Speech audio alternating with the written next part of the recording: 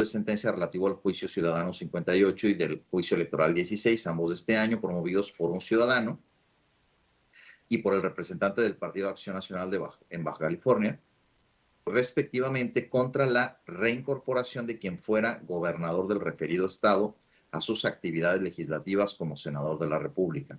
Al respecto, se propone acumular los expedientes, desechar el juicio ciudadano por falta de interés jurídico del actor para impugnar, dejar sin efectos el acto controvertido y vincular a la Cámara de Senadores para que convoque al suplente a que se reincorpore al cargo que venía desempeñando.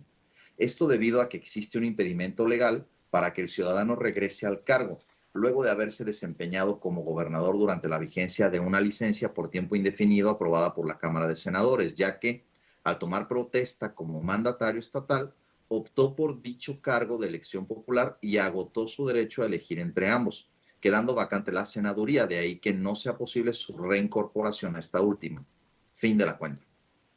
Gracias, secretario. Compañeros magistrados, están a nuestra consideración los proyectos de resolución. ¿Alguien desea intervenir? Por favor, magistrado Guerrero.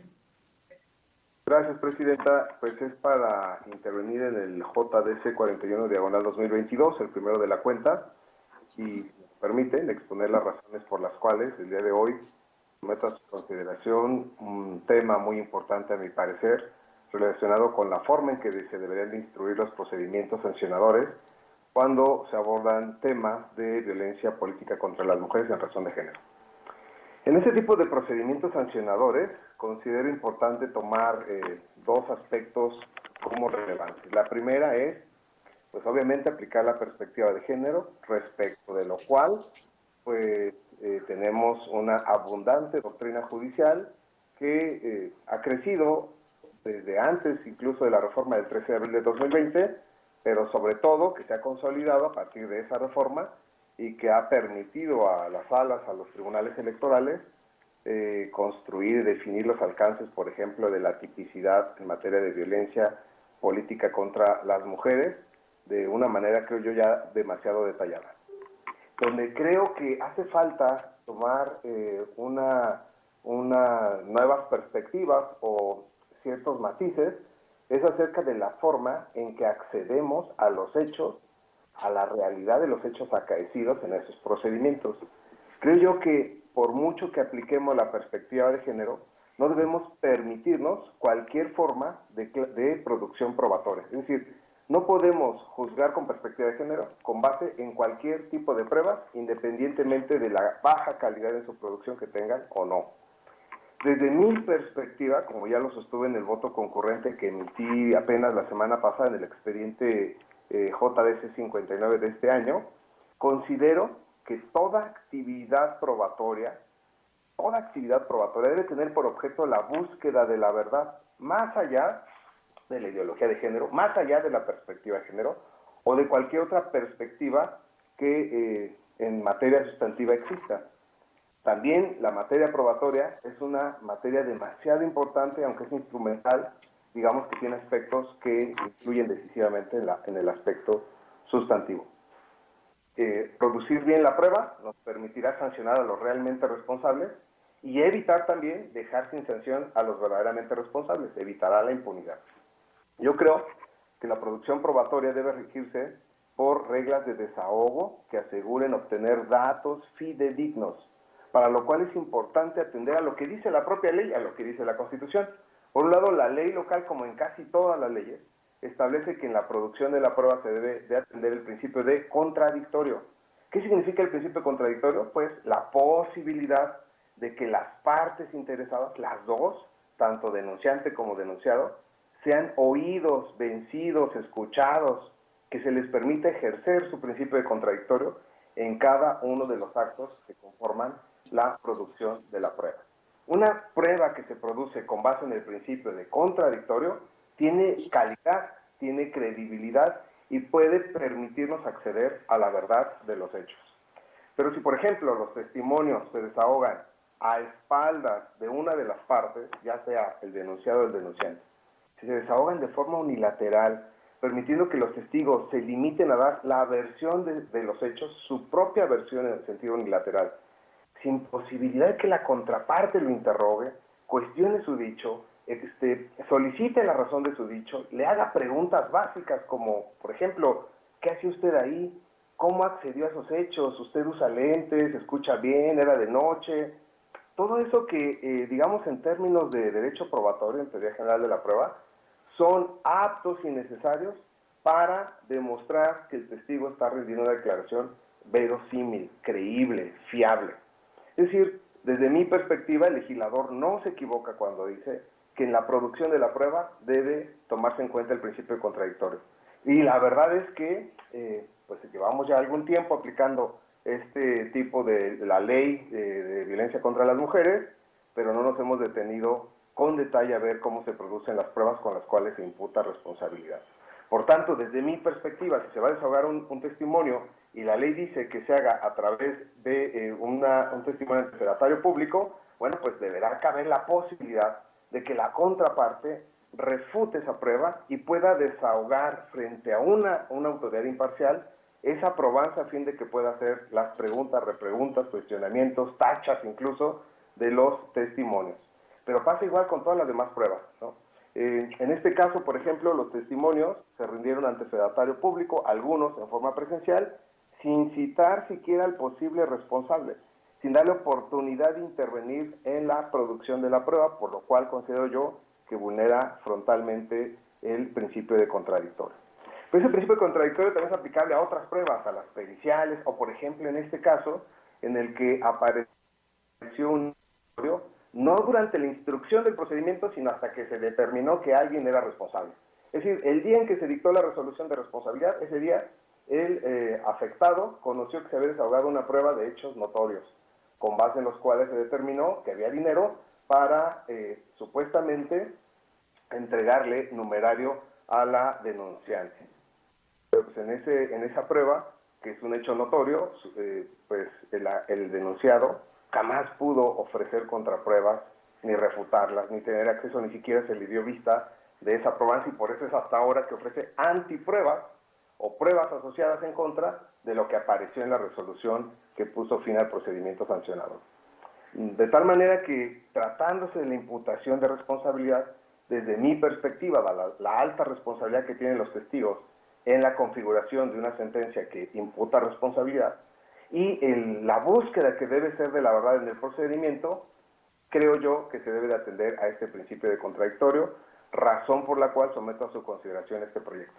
Obviamente también hay una prohibición expresa en la Constitución de que se ordenen pues el acceso a comunicaciones privadas tratándose de materia electoral. He dicho que la materia electoral en sentido estricto solamente la que está vinculada a las elecciones. En lato sensu, en sentido amplio, todo lo que esté vinculado con los derechos político-electorales y las elecciones podría considerarse electoral, pero en este caso que es de imputación, desde mi perspectiva, no era dable obligar a un tercero a que exhibiera su teléfono y fueran extraídos de ahí sus mensajes de comunicación, de mensajería privada. Yo estimo que también ahí debió, en su caso, primero, es una prueba que está expresamente prohibida en la Constitución. Segunda, si es que se va a desahogar una prueba técnica de esa calidad, pues citar a un técnico, es decir, a un perito, con audiencia de partes, que esté presente el posible afectado, e incluso, si en algún momento vamos a madurar en nuestro procedimiento sancionador, tal vez ir pensando que la prueba pericial es la idónea para esos efectos y que además debe ser colegiada, salvo que haya convenio entre las partes para designar un solo perito. Pero bueno, en términos generales lo que quiero decir es que la perspectiva de género para sancionar no debe pasar por alto las reglas de calidad de la producción de las pruebas, porque si lo hacemos entonces regresamos a las épocas de la delación privada, de los testigos que nadie conoce, de la imposibilidad de refutar y contradecir esas probanzas, y solamente pues basándonos en imputaciones unilaterales que no son sometidas a un test de veracidad. Yo por eso en esta ocasión me permito someter a su consideración este proyecto, esperando sea, pues como siempre, bien recibido y los comentarios que vengan para mejorarlo. Muchas gracias, presidente, eso es cuanto. Gracias, magistrado Guerrero. ¿Alguien más desea intervenir? Delgado, por favor. Gracias, magistrada Guerrero. Este proyecto que nos presentan realmente, bien lo dijo en su voto, su participación en la vez pasada. Es momento pues de reflexionar ciertos pasos que vienen en la ley. Dice una frase y la dice bien, caminante no hay camino, se hace camino al andar. Esta reforma del 2020 no es perfecta, sino debe ser perfectible. Las sentencias de la Sala Superior, nuestras propias sentencias de la Sala Regional, demuestran que se han abierto dudas y se han abierto aciertos sobre cómo aplicarla. La propuesta que hoy nos dice en el proyecto, y acaba de reseñar perfectamente el magistrado, aborda esa amplitud del procedimiento del principio contradictorio. Tres vertientes: la cuestión de intervenciones de una red social, de una AP, la intervención o la violación de una prueba que se acaba de recibir y que el denunciado, con la presunción de inocencia constitucionalmente reconocida, desconoce. Y claro, las pruebas de cargo y descargo, que están muy ceñidas a un sistema que ha surgido desde 1996 y me atrevo a decir anteriores. Pero este procedimiento amerita nuevas reglas, porque la sanción, la modalidad de la sanción mínima y la máxima puede ser incluso agraviada para la ciudadanía. La más, restringirle un derecho constitucional como el modo honesto de vivir. En este proyecto, magistrado, realmente estamos haciendo un camino que en su momento veremos si es una vereda correcta o incluso puede dar otras vertientes de perfeccionamiento como es nuestro derecho. Por lo pronto, el día de hoy, concuerdo con este proyecto que nos presentan y esperemos que en su momento sea un caso paradigmático y aún más para seguir perfeccionando. El hecho que a lo mejor después se reflexione en reducir un poco este principio contradictorio, en reducir a lo mejor ese requerimiento de pruebas tecnológicas o incluso ampliarlo en la cuestión pericial que creo es necesaria en este tipo de procedimientos, lo sabremos a futuro. Estamos ya dando un paso que en este momento pues cuenta con mi voto. Muchas gracias, magistrado. Bueno, si nadie más quiere intervenir, yo muy brevemente, únicamente para decir que si bien acompaña el sentido del proyecto, emitiré un voto concurrente, porque para mí justamente todas estas garantías se tienen que respetar en la fase de sustanciación que le corresponde a la autoridad administrativa electoral. Obviamente sí coincido en la importancia de cuidar a las dos partes y cuidar las garantías de ambas partes. No tendría ninguna otra intervención. No sé si alguno de ustedes quisiera intervenir. Si no hay intervención, por favor, secretario general de Acuerdos. Con su autorización, magistrada presidenta, magistrado Sergio Arturo Guerrero Olvera. Reitero las propuestas, secretario.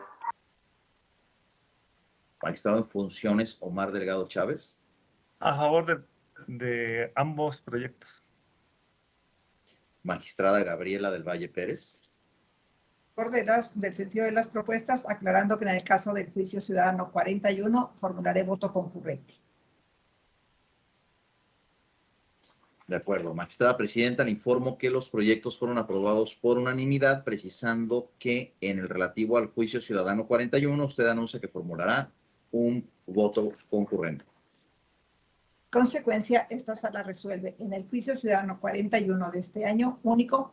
Se revoca la sentencia impugnada para los efectos precisados en el fallo.